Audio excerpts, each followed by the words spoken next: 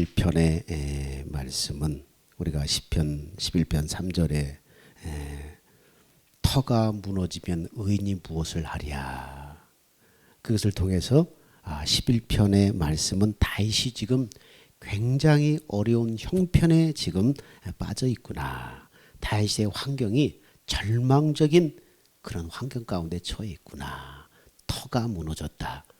인생의 기반이 다 무너져 버렸다는 거죠. 그런 환경 가운데 지금 다윗이 고백하고 있는 것이 시편 11편입니다. 11편 3절에 터가 무너지면 의인이 무엇을 하랴. 인생의 기반이 다 무너져 버렸다는 것입니다. 여러분, 우리가 터가 무너졌다, 인생의 기반이 무너졌다. 예를 들어서 병원에서 암입니다. 딱 진단을 받았을 때 어떻습니까?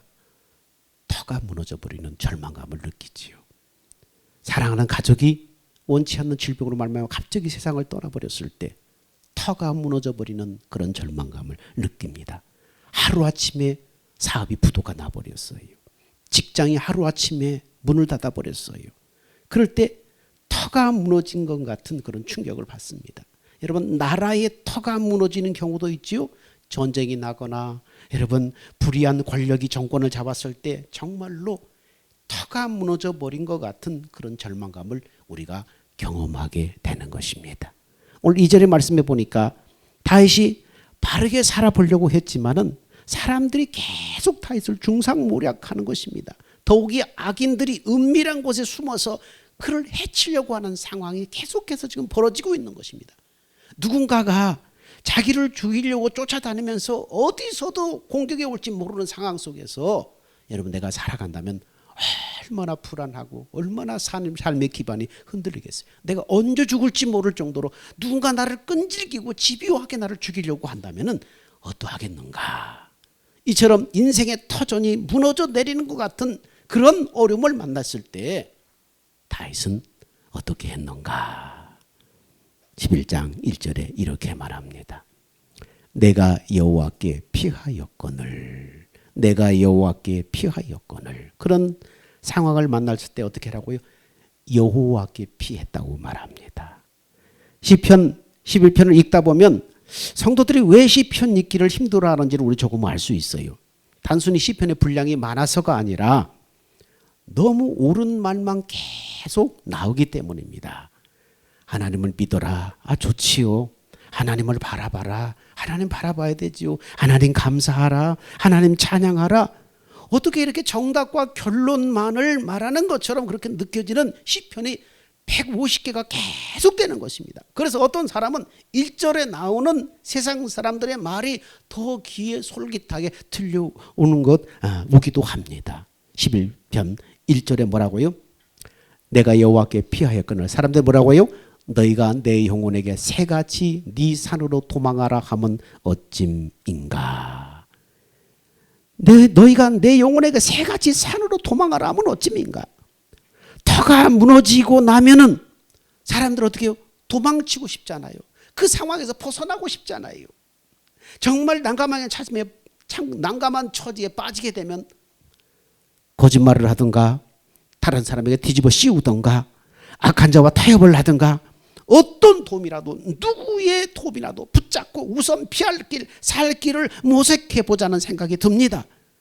누군가 다윗에게 그런 말을 했던 모양이에요. 그렇게 해라고 너도 새같이 산으로 피하라고 도망하라고 누군가 다윗에게 그런 말을 했던 거예요. 그런 말에 잠시 다윗의 마음이 흔들릴 수도 있었습니다. 그런데 다윗의 마음속에 어떤 음성이 들려옵니까? 하나님을 믿어라. 하나님의 뜻대로 살아라. 결국은 의로운 자가 승리한다. 하나님은 정직한 자를 만나 주신다. 너무나 분명한 하나님의 말씀이 들려오는 거예요. 우리는 시편을 읽으면서 의구심이 많이 듭니다. 아니, 터가 무너지는 어려움을 겪었는데 어떻게 그렇게 간단하게 하나님을 믿을 수가 있을까? 지금 삶의 터전이 무너져서 땅이 꺼진 듯한 그런 절망감을 느끼는 가운데 있는데 어떻게 그렇게 단순하게, 어떻게 금방, 어떻게 하나님을 믿을 수 있는가? 하나님을 믿고 하나님을 바라보고 하나님을 감사하고 하나님 앞에 찬양으로 어떻게 넘어갈 수 있는가? 그런 의구심이 들 수 있어요. 성경도 다른 성경도 마찬가지지만 시편은 지식을 얻기 위해서 읽는 책이 아니에요. 새로운 지식을 얻으려고 시편을 읽다 보면은 여러분 시편은 세상에 없는 세상에 정말로 재미없는 그런 책이 되고 말 거예요. 지식을 얻으려고 그걸 읽는다면 세상에 없는 지겨운 책이 되고 말 거예요. 왜요? 전혀 새로울 것이 없는 똑같은 이야기가 계속 반복되고 있기 때문이에요. 하나님만 의지해라, 하나님만 의뢰해라, 하나님만 찬양해라, 감사해라, 하나님만 믿어라, 하나님만 바라봐라. 계속 그런 얘기만 하고 있기 때문이에요. 그래서 여러분 설교를 준비하면서 항상 고민하는 것이 뭡니까? 성도들에게 뭔가 이렇게 새로운 진리를 좀 전해주고 싶은데, 그래서 더 놀라운 거, 정말로 감동적인 거, 뭔가 강력한 거, 극적인 거, 이런 게 없나 이렇게 막 궁구하게 돼요. 그런데 시편을 보면서 그런 일이 얼마나 헛된 것인가를 깨닫게 됩니다. 뭔가 새로운 지식을 얻으려면 시편은 너무나 답답하고 너무나 새로운 것이 없어요. 내용이 너무나 뻔한 내용이에요. 그런데 성경을 상고하다가 하나님께서 새로운 말씀보다도 이미 수없이 들어서 알고 있는 진리, 그것이 정말 믿어지고 누려지는 것이 더 중요하다, 이런 것을 깊이 깨닫게 해주셨어요. 이미 알고 있는 것, 그것이 정말 믿어지고 누려지는 것이 중요한 것이 네가 아는 게 중요한 게 아니다, 이게 깨닫게 해주신 것입니다. 여러분 실제로 그것을 누리고 있는 믿음을 다시 지금 노래하는 거예요. 우리한테 뭔가 새로운 지식을 알려주는 것이 하나 주려고 하는 것이 아니라 11편 말씀에서는 그것이 다시 실제 누리고 있는 그 믿음을 자기는 노래하고 있는 거예요. 이 사실을 지금 알려주고 있는 것입니다. 근데 사람은 본래부터 하나님이 믿어지는 사람이 없어요. 그러면 다윗은 어떻게 터가 무너지는 순간에도 한결같이 이런 믿음을 고백할 수 있을까? 조지 밀러 목사님의 일기는 아무리 읽어도 여러분 별다른 새로운 내용이 나오지 않아요. 그 책을 처음에 봤을 때는 중간쯤 읽다가 지겨워서 그냥 던졌어요. 거의 모든 내용이 뭐예요? 어려운 일이 있을 때 하나님께 기도하고 믿었더니 하나님께서 이루어 주셨다. 계속 그런 내용의 반복이에요. 맨 마지막 부분을 좀 봐도 다른 게 있을까 했는데 마찬가지예요. 그래서 그냥 덮어버렸어. 그러다가 어느 날 문득 이런 생각이 들었습니다. 지금까지 신앙생활을 하면서 주변에 많은 예수 믿는다는 사람들을 만나봤는데 어떤 사람은 기도의 응답이 된 확신도 없이 그냥 교회 왔다 갔다 하고, 사람 중에 제대로 된 응답된 간증 하나 없는 분들이 주변에 수두룩하면서 그렇게 교회를 다니는데 도대체 이분은 어떻길래 기도한 것마다 응답을 받았나 싶어서 그런 생각이 들어서 그 책을 다시 들고 읽기 시작했습니다. 그렇습니다, 여러분. 하나님의 사랑, 임마누엘 예수님, 성령의 역사, 하나님의 나라와 영생, 기도의 축복, 이것은 엄청난 진리예요. 엄청난 진리고 복음이에요. 우리가 모르는 게 아니에요. 우리가 다 알고 있는 거예요. 문제는 뭡니까? 그것이 믿어지고 내가 지금 누려지고 있느냐, 이게 문제인 거예요.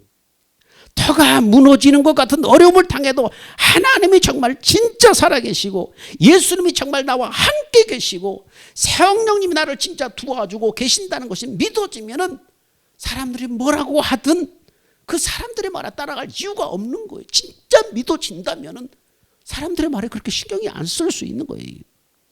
알기는 알지만 믿어지지 않으니까 예수 믿고도 거짓말하고 예수 믿고도 조금만 이해관계가 얽히면 죄와 타협하고 미워하고 싸우고 두려워하고 막 염려하고 예수를 믿는다고 하면서 믿어지지 않으니까 그런 현상이 벌어지는 것입니다. 실제로 예수 믿는 축복을 하나도 누리지 못하고 사는 사람들이 많아요. 예수를 믿는다고 하면서 똑같이 세상 사람과 다를 바 없이 그렇게 살아가는 사람들이 많다는 거예요. 들었다 알고 있다 해서 믿는 것이 아니라는 말이에요. 아는 게 믿는 게 아니고 들은 게 믿는 게 아니에요. 한 청년이 유학을 가면서 기도해달라고 자유교회 목사님을 찾아왔습니다. 그리고 자신이 오랫동안 신앙생활을 하면서 이미 성경의 모든 약속을 자기가 다 알고 있고, 그런데 죄사함의 확신을 갖지 못해서 괴롭다는 거예요. 그래서 자신이 죄사함의 확신을 가질 수 있도록 목사님한테 기도해 달라고 부탁을 하는 거예요. 유학을 떠나기 전에. 근데 목사님이 그 말을 듣고 그것은 기도할 문제가 아니고 네가 진리를 붙잡아야 되는 문제인데 너는 네 마음에 성령이 계신 것을 분명히 믿느냐 하면서 얘기를 쭉 풀어갑니다. 우리는 하나님이 자신의 죄를 사해 주신다는 증거가 무엇인가를 분명히 알아야 한다. 그 증거는 성령께서 그 사람 안에 임하신 것이 증거다. 왜 그런가? 하나님께서 예수 그리스도로 하여금 우리의 모든 죄를 십자가에 대신 다 대속하여 십자가에 못 박혀 죽으셨어요. 그때 우리 옛사람도 예수와 함께 십자가에 이미 못 박혀 그때 같이 죽은 거예요. 그리고 우리의 모든 넘어간 죄가 다 죄사함 받고 예수님의 그 고난과 죽음으로 그 죄값을 치루었다는 것을 그것을 우리의 의롭다 하심을 위해서 예수님의 부활을 하셨다. 그리고 이 사실을 믿는 자에게 주님의 성령을 통해서 임하심으로 이제는 우리 안에 오신 예수님의 생명, 하나님의 생명으로 사는 자가 되었다. 그러므로 네 안에 성령을 모시고 사는 사람이면 이미 죄사함 받았다는 증거를 가지고 있는 것이다. 내가 성령 받았다면, 내가 성령의 체험이 있다면 이미 죄사함 받았다는 증거를 가지고 있다는 거예요. 왜요? 죄사함이 없으면 거룩한 성령이 내 안에 임하실 수가 없는 거지요. 이 죄 때문에 하나님께서 성령으로 내 안에 오실 수가 없어서 예수 그리스도를 보내셔서 우리 죄값을 대신해서 죄값을 치루어서 죽게 하셨잖아요. 그리고 죽음에서 부활하심으로 말미암아 네 죄값이 다 계산 청산 끝났다는 것을 죽음에서 부활하심으로 말미암아 증명하셨잖아요. 그리고 승천하셔서 성령으로 네 안에 들어오실 수 있는 것은 네 죄가 이미 다 사함 받았기 때문에 네 안에 성령으로 들어올 수 있는 것입니다.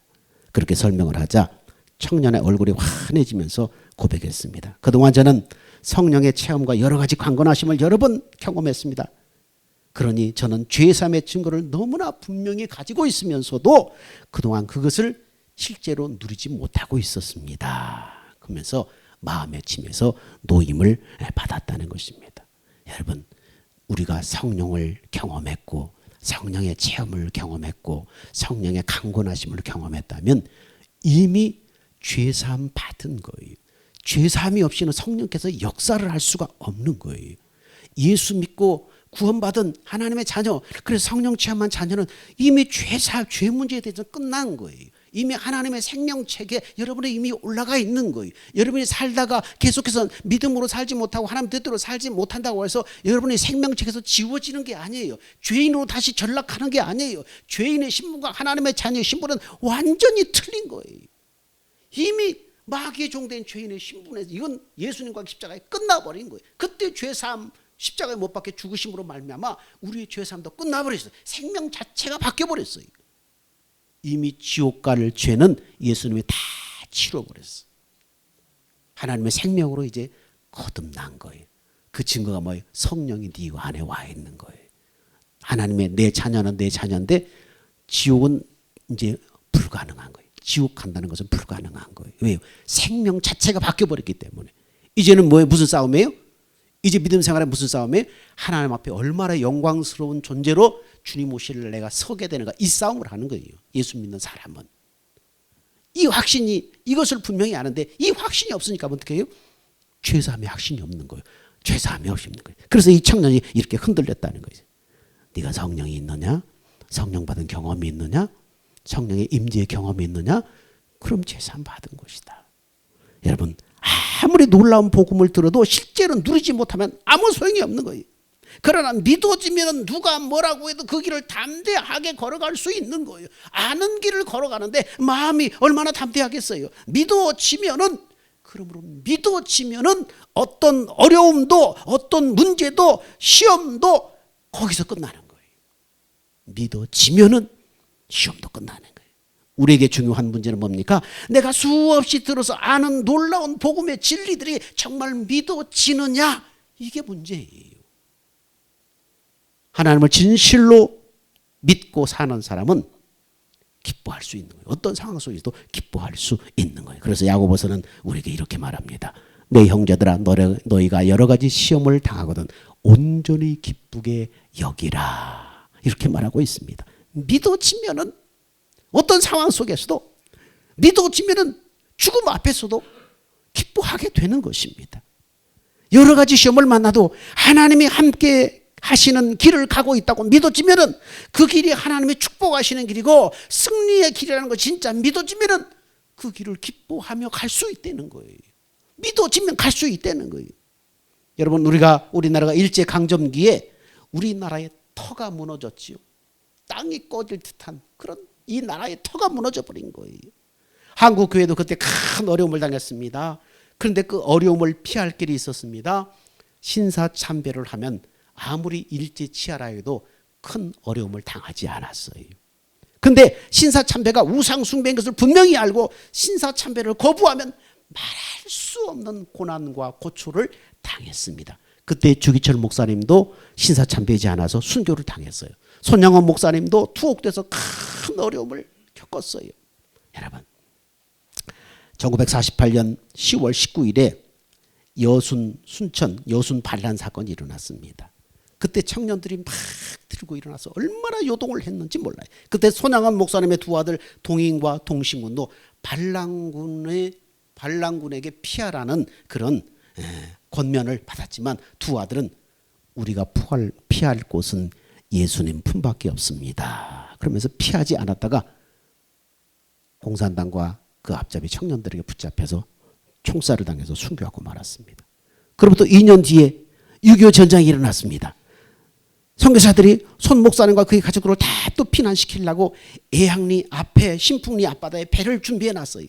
근데 손 목사님은 내가 피할 곳은 예수님 품밖에 없습니다 말하면서 애양원에 나 환자 성도들과 함께 애양원에 남아있다가 1950년 9월 28일 순교해서 주님 품에 영원히 안식하고 말았습니다. 여러분, 손양원 목사님이 무모한 죽음을 당한 것처럼 보입니까? 아니에요. 손 목사님은 정말로 사는 길, 정말로 주님 앞에 영광스러운 삶이 무엇인가를 알고 그 길을 갔던 거예요. 그것은 손양원 목사님의 그 죽음은 무모한 죽음이 아니라 그 순교의 죽음 때문에 한국이 살아난 거예요. 한국 교회가 살아나고 이 나라가 사는 거예요. 하나님이 주관하시잖아요. 그 순교의 피값으로 하나님이 이 나라를 다시 멸망의 구렁텅이에서 살린 거예요.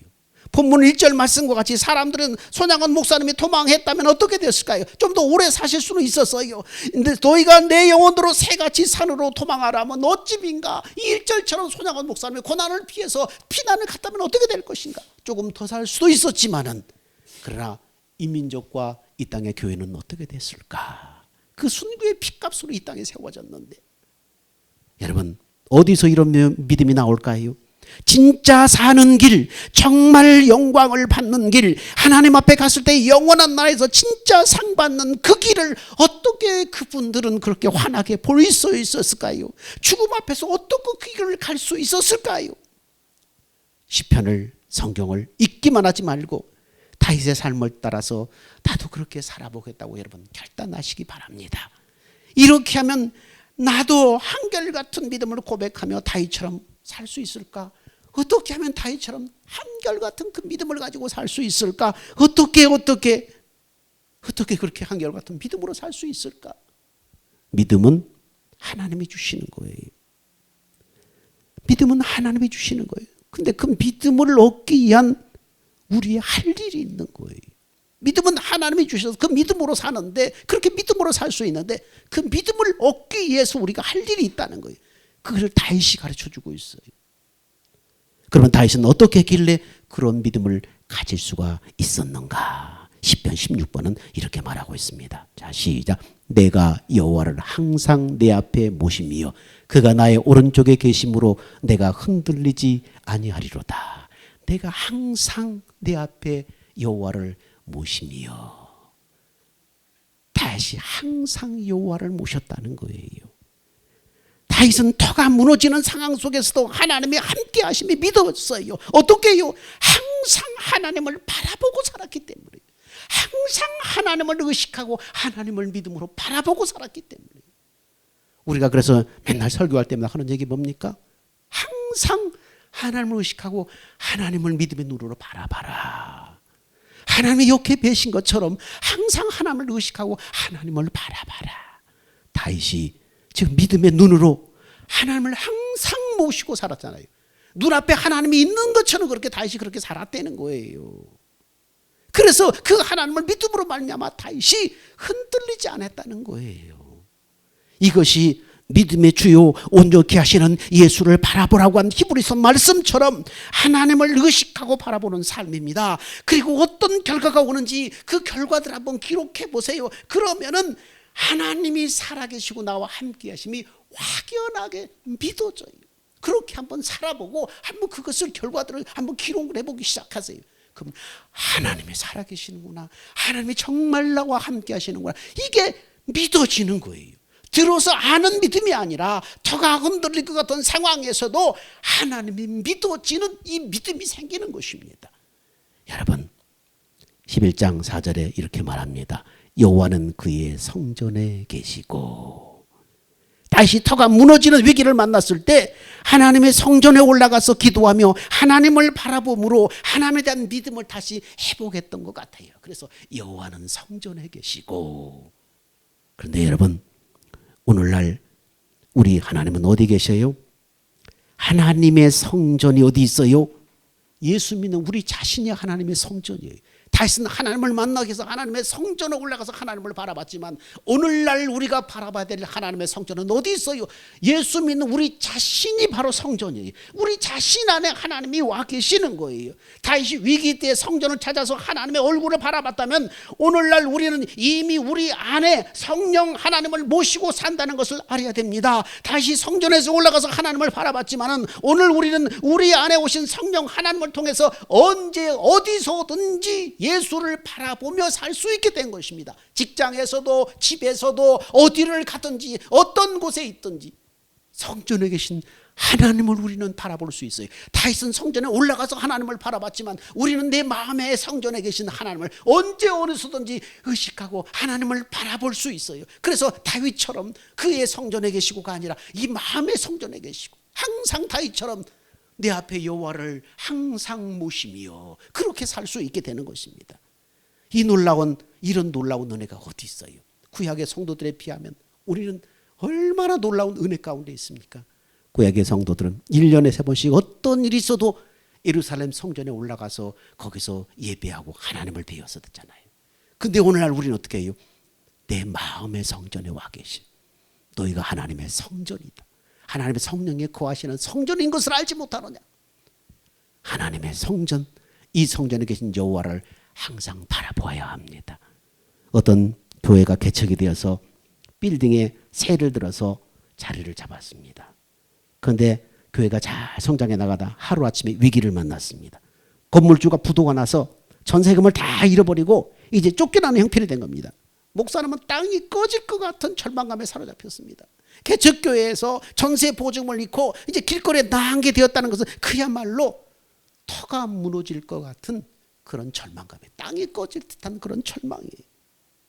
그래서 목사님은 계속 기도하는데 그 당황스러운 와중에 기도하면서 깨달아진 것은 건물과 돈은 사라졌지만 여전히 하나님이 살아계시고 그와 함께하는 성도들이 있다. 이것이 깨달아지는 것입니다. 하나님이 살아계시다. 그리고 하나님의 이 섬기는 성도들이 지금 함께 있다. 이 사실이 깨달아지는 거예요. 그래서 마음에 용기가 생겼어요.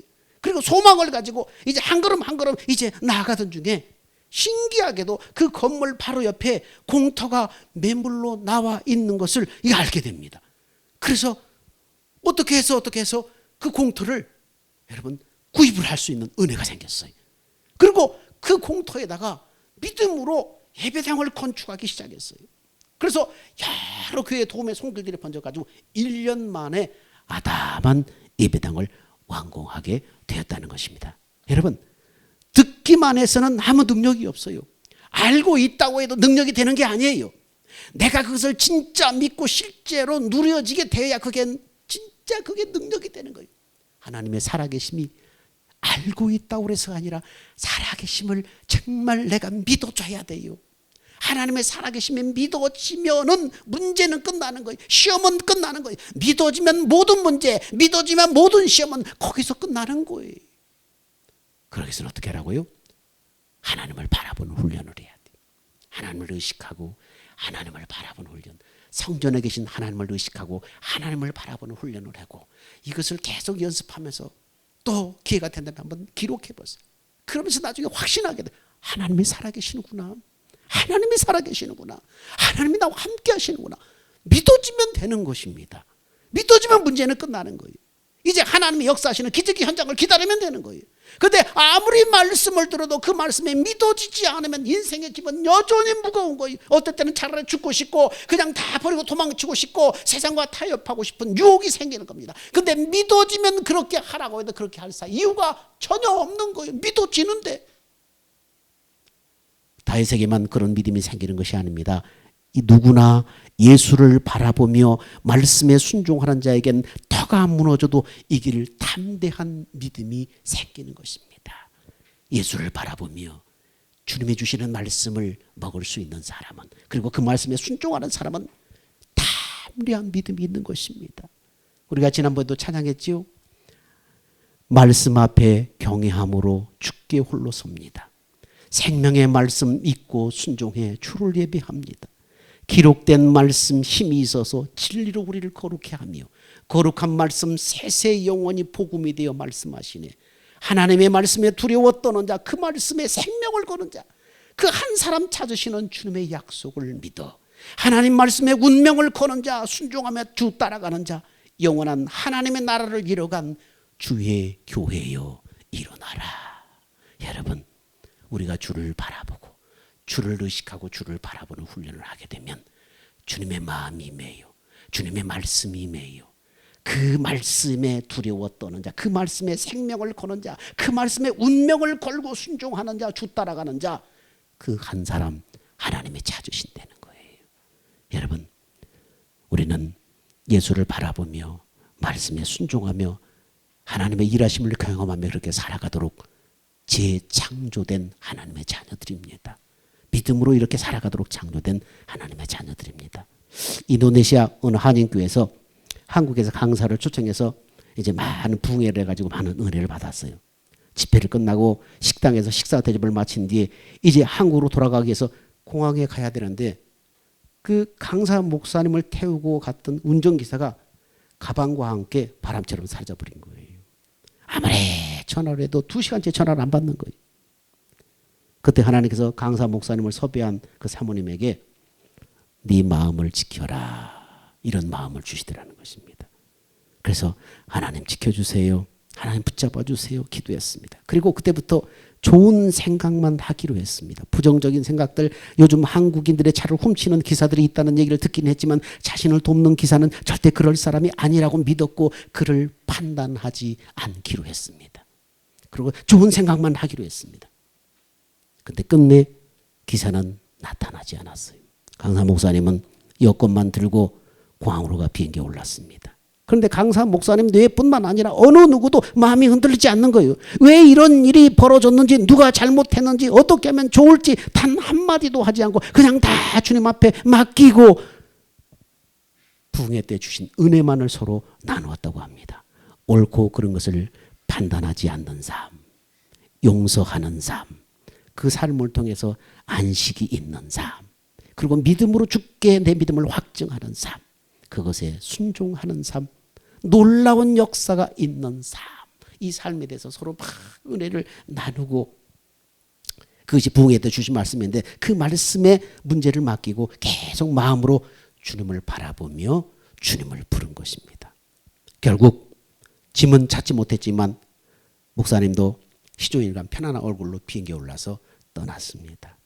여러분, 예수를 바라보며 말씀에 순종하는 자에겐 터가 무너지는 것을 이길 수 있는 담대한 믿음을 하나님이 주시는 것입니다. 어떤 상황 가운데, 절망 가운데서 그것을 이길 수 있는 믿음을 주시는 것입니다. 여러분, 그 터와 함께 무너지는 것이 아니라 그것을 이길 수 있는 믿음을 주시는 거예요. 그러면은 실제 여러분 살 길이 열리는 것입니다. 시온의 대로가 그때부터 열리는 거예요. 근데 밤 10시쯤에 기사가 돌아왔어요. 기사가 잔뜩 긴장을 하고 풀이 죽어서 돌아왔습니다. 근데 기사의 손에는 목사님의 그 가방이 들려 있었어요. 사모님은 아무 말도 하지 않았습니다. 평소에 약간 생각이 모자라서 간혹 힘든 일이 있었지만은 그래도 주님이 주시는 마음을 품고 아무런 책망도 따지지도 묻지도 않았습니다. 알고 보니까 그날 그 기사는 다른 주차장에서 계속 목사님의 전화를 기다리고 있었다는 거예요. 근데 그쪽에 이 통신 이게 별로 안 좋아서 계속 전화가 안 터지는 거예요. 자, 그래서 근데 같이 있던 사모님의 몸이 너무 막 떨리더라는 거예요. 그래서 참 이상하다 생각했는데 저 기사의 마음처럼 그렇게 느껴졌다는 거예요. 하나님께서 그 기사의 마음을 사모님에게 그대로 느낄 수 있도록 부어주신 것입니다. 한국에 돌아갈 목사님의 가방을 가지고 들어오는 그 기사의 발걸음이 얼마나 처참했을지 두렵고 떨렸을지 그것을 그대로 느끼게 하신 거예요.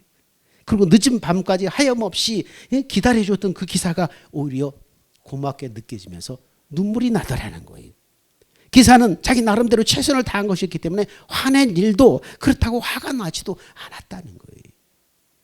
여러분, 그래서 사모님의 일기 마지막에 이렇게 기록을 했습니다.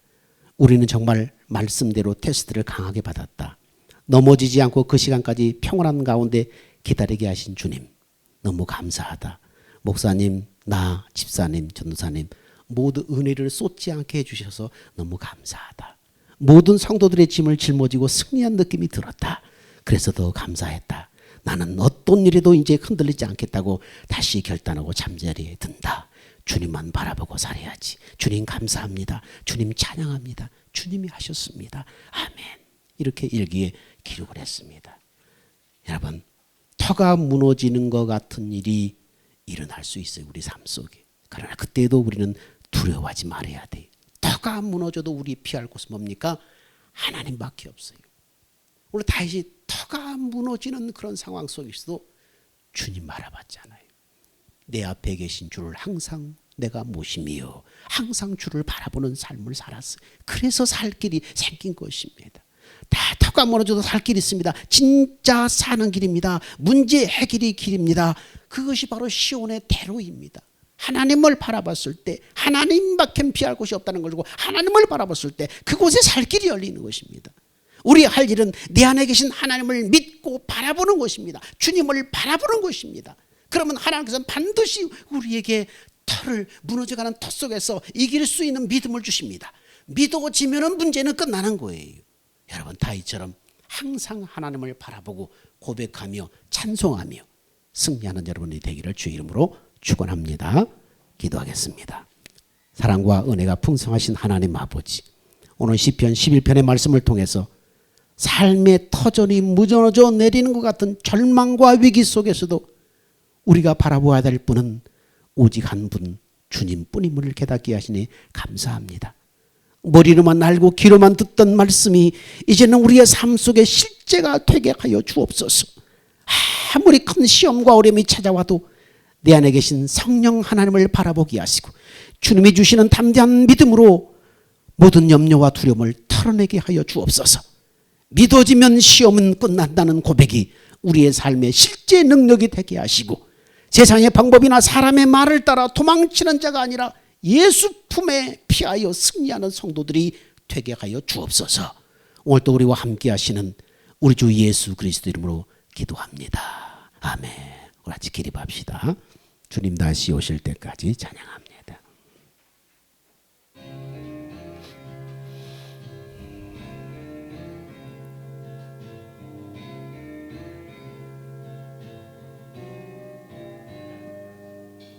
주님 다시 오실 때까지 나는 이 길을 가리라. 좁은 문 좁은 길 나의 십자가 지고 나의 가는 이 길 끝에서 나는 주님을 보리라. 영광의 내 주님 나를 낮아주시리. 주님 다시 오실 때까지 나는 일어나 달려가리라. 주의 영광 온 땅 덮을 때 나는 일어나 노래하래. 내 사모하는 주님 온 세상 구주시라. 내 사모하는 주님 영광의 왕이시라.